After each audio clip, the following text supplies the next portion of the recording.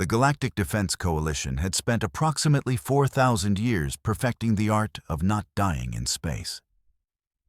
This was, as anyone with functioning neurons could tell you, considerably harder than it sounded. There were approximately 16 million ways to perish in the void between stars. And that was just counting the creative options.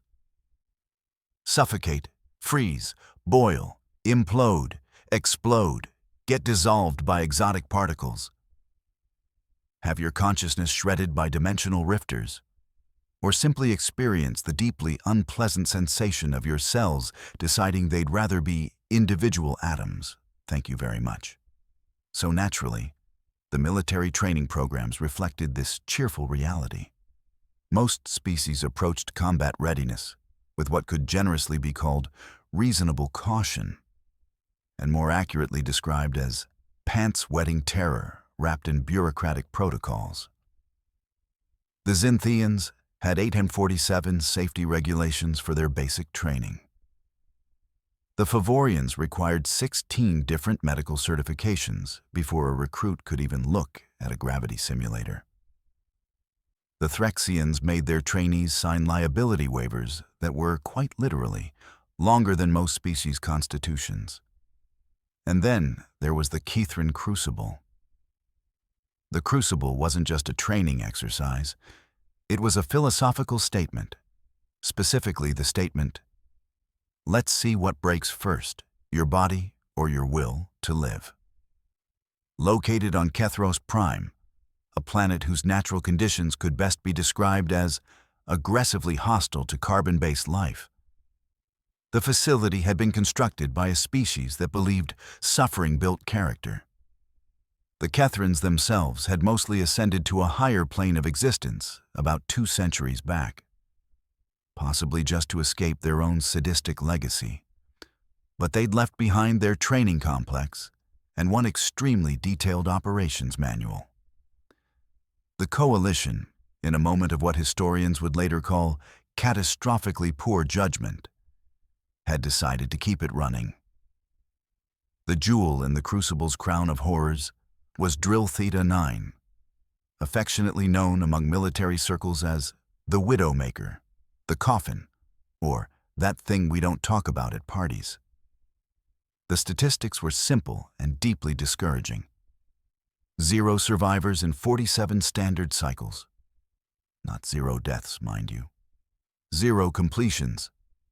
Everyone who entered eventually slapped the emergency extraction button, got carried out by medical drones, or in 3 memorable cases, simply teleported themselves into space because even the vacuum seemed preferable.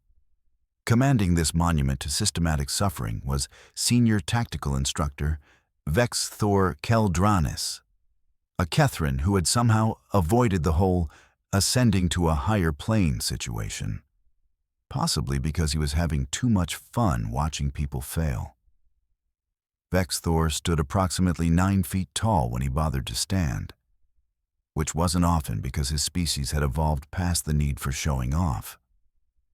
His body was composed of interlocking crystalline plates that refracted light in deeply unsettling ways, making him look like a living chandelier, designed by someone who'd had bad experiences with chandeliers. His voice came from somewhere inside that crystalline structure, resonating in frequencies that made most species' inner ears contemplate retiring early. He was also, and this is important, a complete bastard. Perfection. Vex Thor hummed to himself, reviewing the morning's training roster on a holographic display that floated before his primary sensory array. Another cycle, another opportunity to witness the fundamental limitations of organic determination. His assistant, a long-suffering Hextarian named Driff, who resembled a 6-legged otter with administrative anxiety, chittered nervously. "Sir, about today's Theta 9 scheduled run?" "Yes." "We have an unusual participant."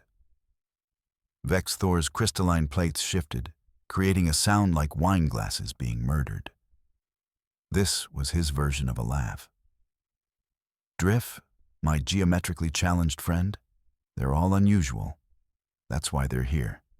The exceptional, the elite, the delusional. Yes, sir, but this one is, let me guess, a Thoraxian berserker who believes rage conquers physics? A Favorian scion who thinks meditation beats asphyxiation?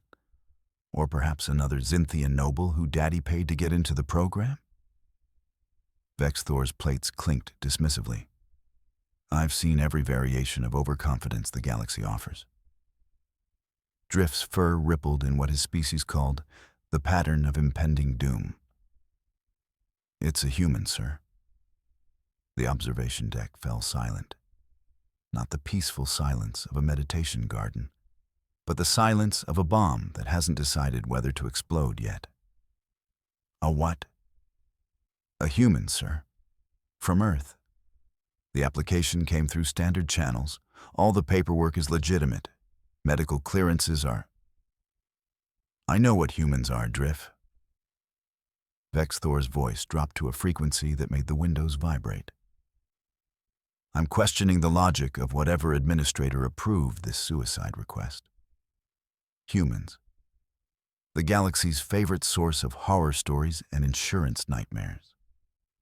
In the 2 decades since they'd joined the coalition, humanity had developed a reputation that made even the Kethrin elders uncomfortable. Which was saying something considering the Kethrins had invented recreational suffering. They were the species that saw warning lethal labels as suggestions. They'd colonized a moon that was actively trying to kill them and named it New Brisbane, because apparently the original Brisbane had similar ambitions. Their idea of adventure tourism involved jumping off perfectly stable structures with only fabric to slow their descent. They'd figured out how to make beverages that doubled as industrial solvents and drank them for fun. Most disturbingly, they had this deeply unsettling ability to simply continue. Other species had limits. Beautiful, rational limits, where biology said enough, and the organism stopped. Humans had limits too, in theory, but those limits were apparently drawn in invisible ink and subject to negotiation. What's the human's name? Vexthor asked, pulling up the personnel file. Marcus Chen, sir. Previously served in the Terran Orbital Marines, specialized in hostile environment combat, decorated for action in the Verge conflicts. Multiple commendations for... I can read, Drift. Vexthor scanned the file, his plates clicking in what might have been concern if he were capable of such pedestrian emotions. Impressive record. For a human. Which means absolutely nothing in Theta 9. The drill doesn't care about your medals or your combat experience. It cares about whether your cellular structure can withstand gravitational forces that would turn most beings into organic paste. Yes, sir. Should I prepare the extraction teams? Extraction teams, plural. Medical bay on standby. And Drift? Sir? Make sure the life insurance documentation is filed properly. I don't want another diplomatic incident like the Thoraxian incident. The Thoraxian incident was code for that time someone's exoskeleton shattered in 17 places and their government tried to sue us. The lawsuit had failed because, technically, the participant had signed waivers that effectively said, yes, I understand this might kill me, and I'm okay with that, probably. But the paperwork had been terrible. Down in the preparation chamber, Marcus Chen was having the time of his life. This was not, objectively speaking, a rational response to being in a room that smelled like industrial-grade disinfectant and existential dread. The other participants for today's various drills looked like they were attending their own funerals. A Xinthian in the corner was literally praying, its 6 arms folded in a gesture of religious desperation. 2 Favorians were comparing meditation techniques, presumably trying to achieve enlightenment before the suffering started. Marcus, by contrast, was doing stretches and humming something that sounded suspiciously upbeat. "You are for Theta 9 drill, yes?" The voice came from his left, belonging to a Vrexian whose name tag read Kirksthal. Vrexians looked like someone had given a mantis shrimp a gym membership and anger management issues. "You are knowing this drill's reputation?" "Oh, yeah," Marcus said cheerfully, touching his toes in a stretch that made several aliens uncomfortable. 0% completion rate, legendary difficulty, physical impossibility made manifest. Should be fun. Fun. Kirkstal's mandibles clicked in what might have been disbelief or hunger, hard to tell with Vrexians. The definition of this word, I am not thinking it means what you are thinking it means. Probably not, Marcus agreed. You doing Theta 9 today? Absolutely not. I value my internal organs in their current configuration. Kirkstal gestured with a bladed arm appendage toward the preparation area for standard drills. I am doing drill Sigma 4. Very dangerous, yes, but also very not certain death. A klaxon sounded, a deep, resonating tone that vibrated through the floor plates. A holographic display materialized in the center of the room, and Commander Vex Thor's crystalline face appeared, magnified to deeply unsettling proportions. Participants. Vex Thor's voice boomed, carrying harmonics that made several species' teeth hurt. Today you will face scenarios designed to test the absolute limits of your capabilities. You will be pushed to breaking points you didn't know existed. You will question your choices, your training, and possibly your faith in whatever deities you worship. Someone in the back whimpered. For those attempting standard protocols, I wish you adequate performance. For the individual attempting Theta 9, Vex Thor's plates shifted in what might have been his version of a smile, which was somehow worse than if he'd just threatened violence directly. I will see you when you quit, and you will quit. They always do. The hologram vanished. Motivational guy, Marcus observed. Really knows how to pump up a crowd. He is being honest, Kirkstal said. Theta 9 is not for completing. It is for learning limitations. This is the point, yes? To know where you are breaking, so you are not breaking in real combat. Sure, Marcus said, grabbing his gear pack. Or, and hear me out here, maybe don't break at all. This is not how physics is working. Physics is more like guidelines, anyway. Kirkstal watched the human walk toward the Theta 9 preparation bay, mandibles clicking in a pattern that his species reserved for watching predators or impending disasters. Humans, he muttered. Always they are like this. The Theta 9 chamber was exactly as welcoming as an industrial meat grinder, which was to say, not at all. The space was roughly circular, about 200 meters in diameter, with walls made of some material that absorbed light and hope in equal measure. Equipment hung from the ceiling like mechanical stalactites. Gravity projectors, atmospheric processors, temperature regulators, and what looked suspiciously like weapons systems. In the observation deck above, Vex Thor settled into his command position, various displays flickering to life around him. Medical telemetry, environmental controls, and 17 different camera angles that would capture every moment of the human's inevitable failure. Begin standard monitoring protocols, he ordered. I want full biometric tracking. When he quits, I want to know exactly which system gave out first. Sir, one of the technicians, a Hextarian named Pliv, spoke up hesitantly. The human's baseline readings are unusual. Unusual how? His resting heart rate suggests he's either extremely calm or clinically dead. His adrenaline levels are elevated but stable. And according to these readings, his pain tolerance threshold is marked as variable. See notes. Show me the notes. The notes were not encouraging.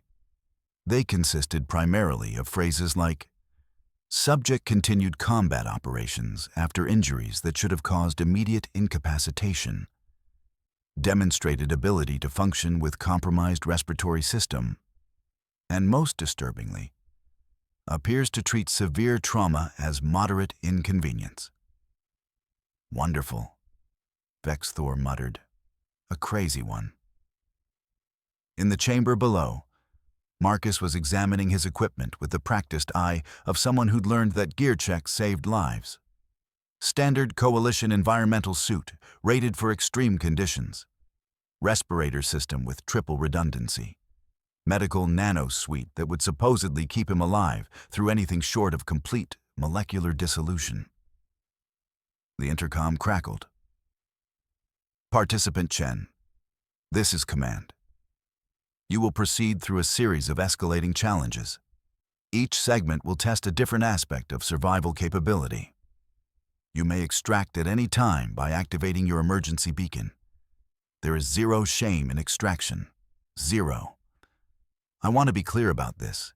Extraction is the expected outcome." "Got it," Marcus said, snapping his helmet into place. "Don't quit. Survive everything. Be home for dinner." "That is absolutely not what I—" "Ready when you are, Commander." Vex Thor's plates ground together, producing a sound like continental plates having a disagreement. "Begin Sequence 1. Gravity Shift Protocol." The first test was straightforward. Gravity. Specifically, making there be more of it. The generators hummed to life, and the chamber's gravitational field began to intensify. 1.5 standard. 2, 2.5. Most species started struggling at 1.8. The Thoraxian record holder had made it to 2.3 before their exoskeletons started making concerning sounds. The theoretical maximum before organic damage was somewhere around 3, depending on species physiology and how much one valued having bones in their current configuration. Marcus dropped into a combat crouch as the weight increased, his suit's servos whining in protest. 3.0 gravity. His HUD was flashing warnings about structural stress. He could feel his own body weight trying to drive him through the floor. Subject experiencing expected difficulty. Pliv reported. Heart rate increasing, respiratory stress evident. "How long until he quits?" Vex Thor asked. "Based on projections, any moment now." 3.5 gravity. Marcus's teeth were clenched hard enough to crack diamonds. Everything weighed everything. His arms weighed more than he could lift. His blood weighed too much to pump. His organs were trying to take up residence in his feet. He took a step forward. "What?" Pliv said eloquently. Another step. Then another. Marcus was moving through the chamber like he was wading through concrete, each movement a victory against physics itself. His suit's stress indicators were painting his HUD red, warning of imminent failure. His bones creaked. His muscles screamed. His cardiovascular system was filing complaints with management. He kept walking. 4.0 gravity. Another technician announced, voice climbing into ranges usually reserved for panic. "Sir, this exceeds safety parameters." "I'm aware," Vex Thor said, watching the monitors with something that might have been concern if he'd had a proper face to express it with. "Maintain protocol." Marcus made it to the chamber's center marker, planted his feet and raised one middle finger toward the observation deck. Did he just— "Yes," Vex Thor said. "He did." Proceed to Phase 2. The gravity normalized, and before Marcus could enjoy breathing without his ribs trying to puncture his lungs, the atmospheric processors kicked in. The air in the chamber began to change, flooding with gases that ranged from mildly toxic to aggressively fatal. Phase 2 is atmospheric resistance, Vex Thor announced, his voice echoing through Marcus's helmet speakers. Your respirator will filter approximately 60% of the contaminants. The rest is up to your biology. Most species tap out when the neural discomfort begins. Neural discomfort was putting it mildly. The gas mixture was designed to trigger every panic response evolution had installed in organic beings. The Threxian who'd lasted longest in this phase had described it as drowning in fire while being digested by existence itself before they'd extracted. Marcus's respirator was doing its best, filters cycling frantically. The remaining 40% of toxins that made it through were having a party with his nervous system. His eyes watered, his throat burned, his lungs felt like he'd inhaled liquid regret. Biometrics showing expected distress. Pliv reported. Pain receptors firing across all major systems. He should be initiating extraction in 3, 2. Marcus started jogging. He's what? He's jogging, sir. Light cardio, approximately 6 kilometers per hour. In the observation deck, Vex Thor leaned closer to the monitors, his crystalline form refracting light in agitated patterns. That's not possible. The atmospheric toxicity should be shutting down voluntary muscle control. Should being the operative word, sir. Down in the chamber, Marcus was indeed jogging, though his internal monologue was considerably less confident than his external action suggested. His nervous system was having heated debates with his brain about whether continuing to function was really in everyone's best interest.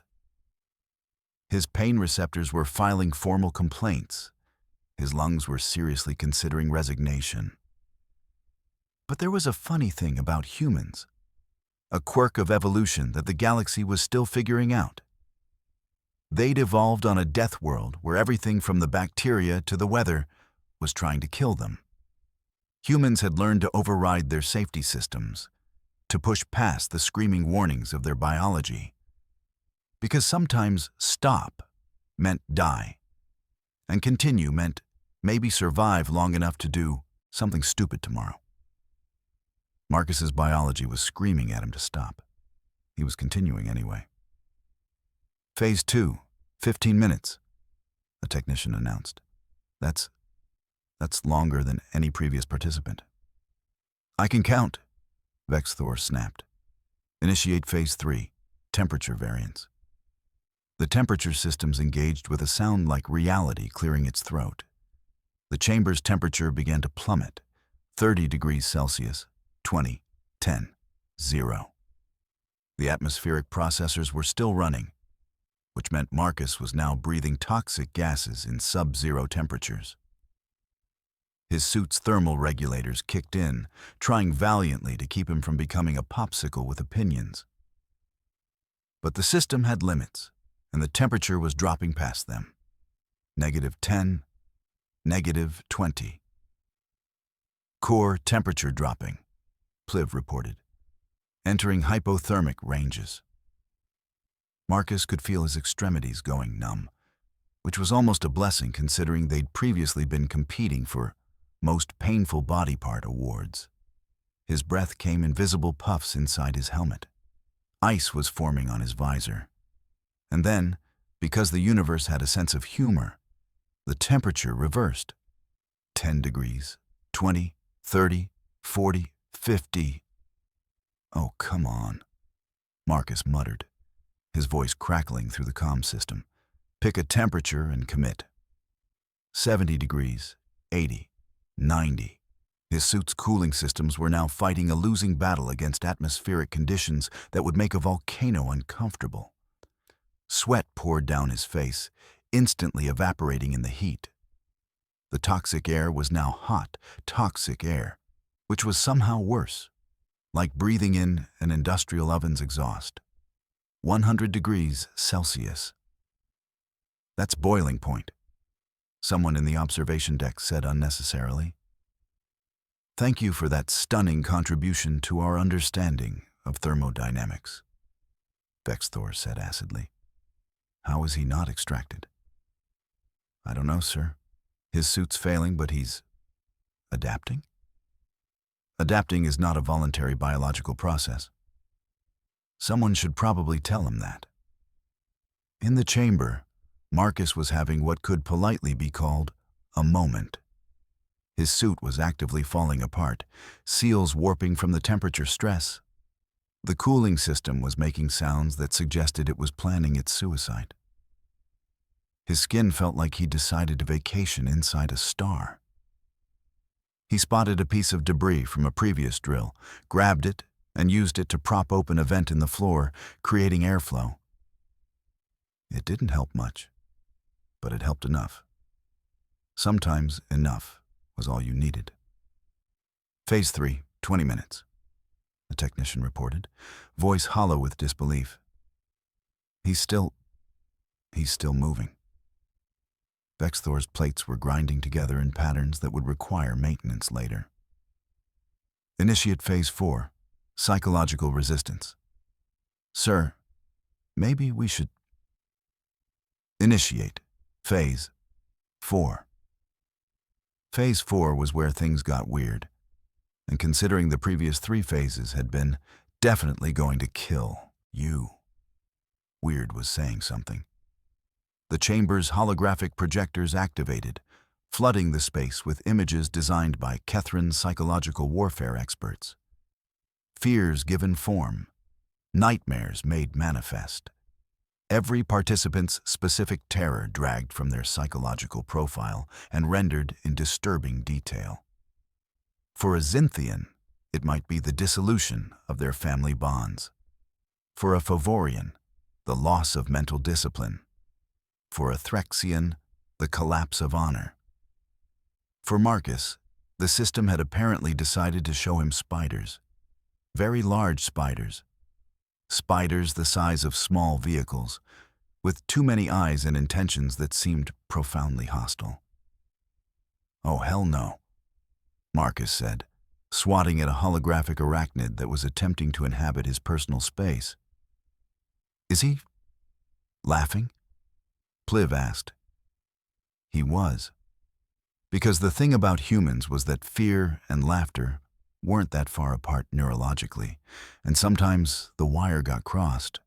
The psychological warfare systems were trying their best, really giving it their all, throwing nightmare scenarios like a demented film director with unlimited budget and poor impulse control.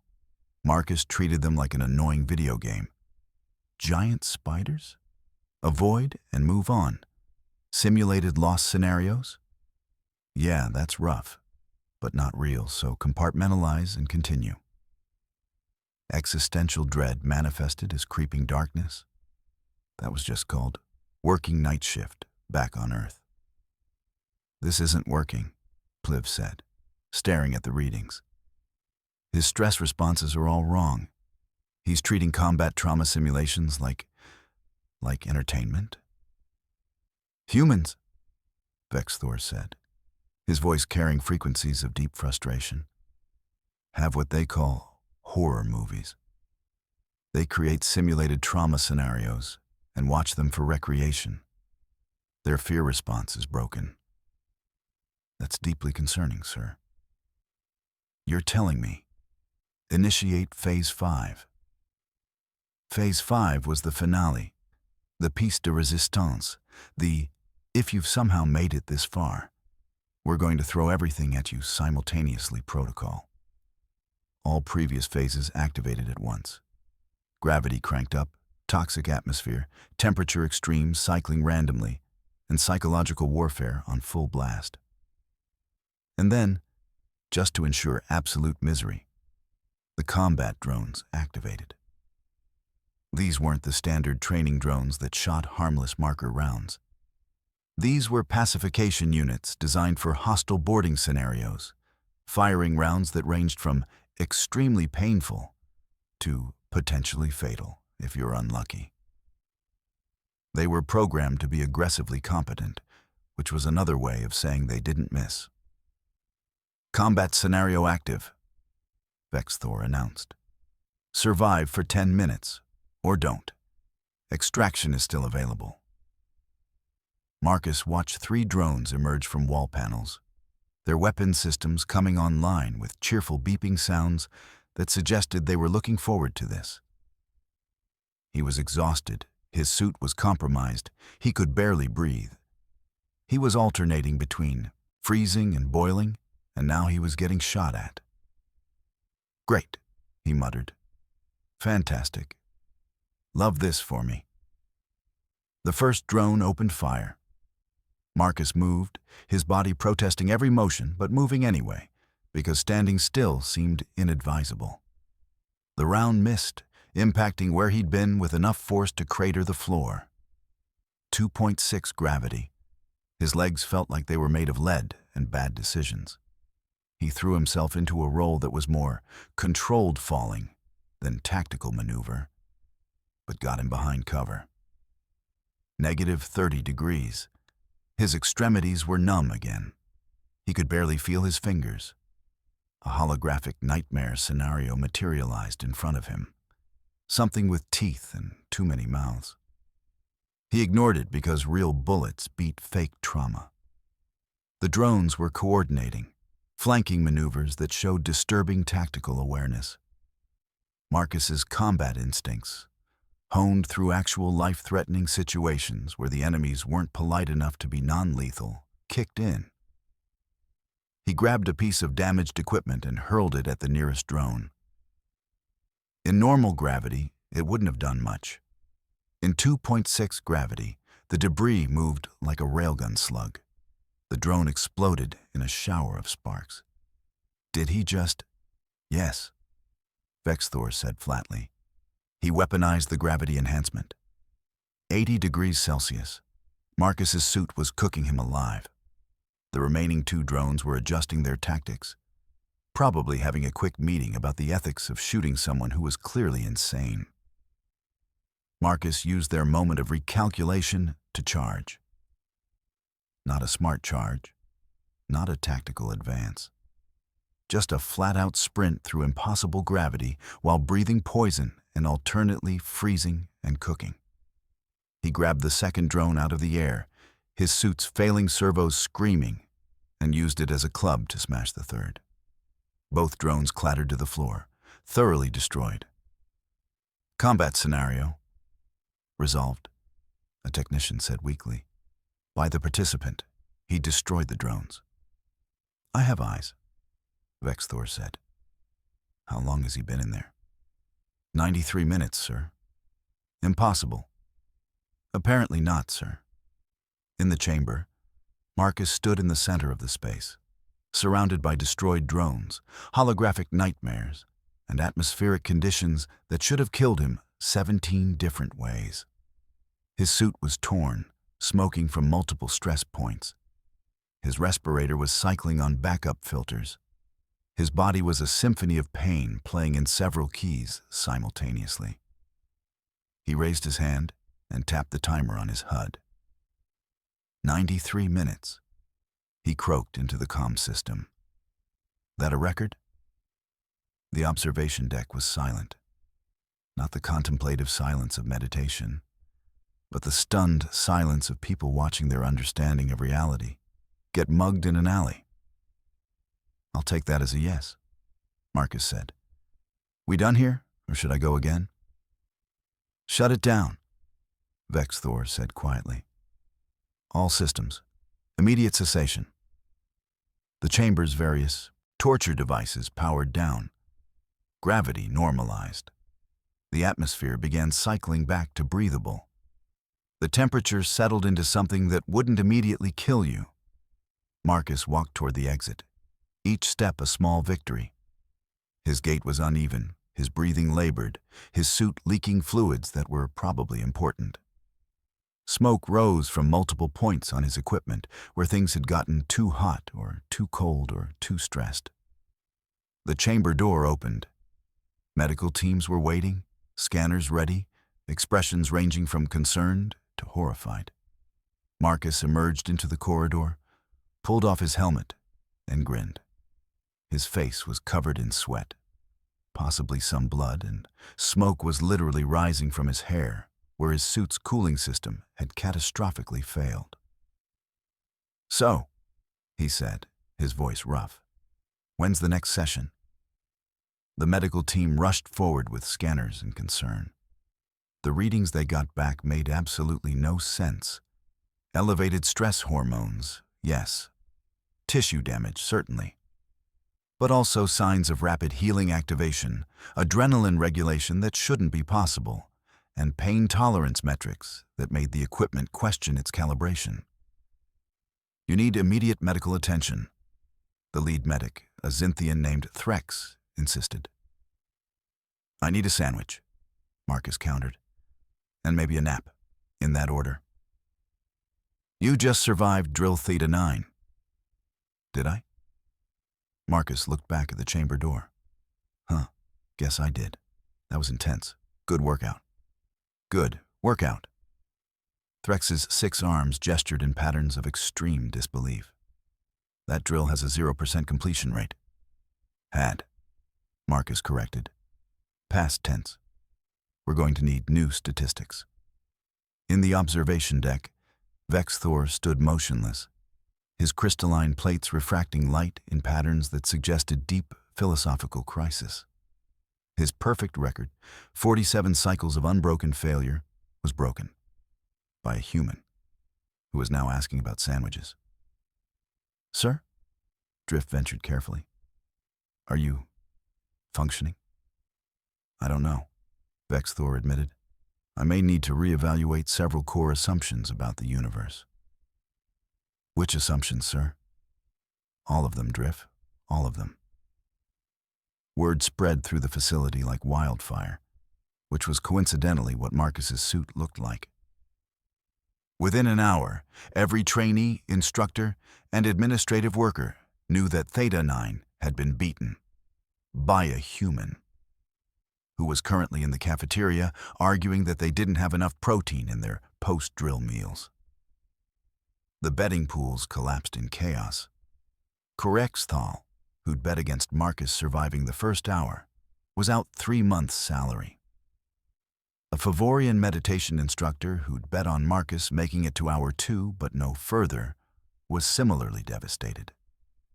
The only winner was a junior technician who'd put money on something impossible happens, which seemed less like prescience and more like gambling on entropy itself. Commander Vexthor spent the rest of the day in his office, reviewing footage of the drill, trying to pinpoint exactly where his understanding of physics and biology had betrayed him. The human shouldn't have survived. The math didn't work. The biology didn't support it. The safety margins were explicitly designed to prevent this exact outcome. And yet, there was Marcus Chen, walking out, breathing smoke, grinning like he'd just had the time of his life, asking about the next session. A message came through on Vexthor's personal comm from Coalition High Command. Apparently, they'd heard about the Theta 9 completion. They had questions, many questions, all of them boiling down to how and what, and should we be concerned about humans? Vexthor composed his response carefully. The human completed Theta 9 through apparent stubbornness, improper respect for biological limitations, and what I can only describe as weaponized stupidity. As for concerns about humans, yes, absolutely yes. I recommend we adjust our training protocols to account for species that simply refuse to acknowledge when they should be dead. He paused, then added, also, recommend increasing medical staff. If more humans attempt this drill, we'll need them. 3 weeks later, Marcus was called back to Vexthor's office. The commander sat behind a desk that was mostly holographic displays, his crystalline form refracting the light into unsettling patterns. Chen, Vexthor said, his voice carrying harmonics of reluctant respect. Your completion of Theta 9 has created complications. Good complications or bad complications. That depends on your definition. Other humans have expressed interest in attempting the drill. Marcus winced. Ah. Yeah, that sounds like us. Sorry about that. We're competitive. I've noticed. The waiting list is currently 17 humans long. I've had to implement a lottery system. Vexthor's plates clinked in what might have been a sigh. But that's not why you're here. High Command wants to know if Theta 9 needs to be recalibrated. Does it? Honestly, I don't know anymore. You shouldn't have survived. By every metric we have, every piece of data, every physiological model, you should have quit within the first 30 minutes. But you didn't. Quitting seemed boring, Marcus said with a shrug. Boring. Vexthor was silent for a moment. Chen, I've commanded this facility for 12 cycles. I've seen the best warriors from across the galaxy attempt Theta 9. Thoraxians with legendary endurance. Favorians with mental disciplines that bordered on supernatural. Vrexians with combat instincts hardwired into their DNA. All of them quit. Maybe they were thinking too hard about it. What does that even mean? Well, Marcus leaned back in his chair, which creaked alarmingly under his weight. They were all really aware of what could go wrong, right? All the ways the drill could break them. Their species had evolved safety mechanisms, biological limits, smart systems that said, stop before you damage yourself, permanently. Yes, that's called survival instinct. It's generally considered beneficial. Sure, for normal situations. But humans? We evolved on a planet that was constantly trying to kill us. Our survival instinct got weird. Sometimes the safe option was the fatal one, so we learned to override our own safety systems. Marcus grinned. We got really good at ignoring the part of our brain that said, this is impossible. Because sometimes impossible was just really difficult wearing a scary mask. Vexthor processed this, his crystalline structure humming with thought frequencies. So, you're saying humans survive through deliberate ignorance of reality?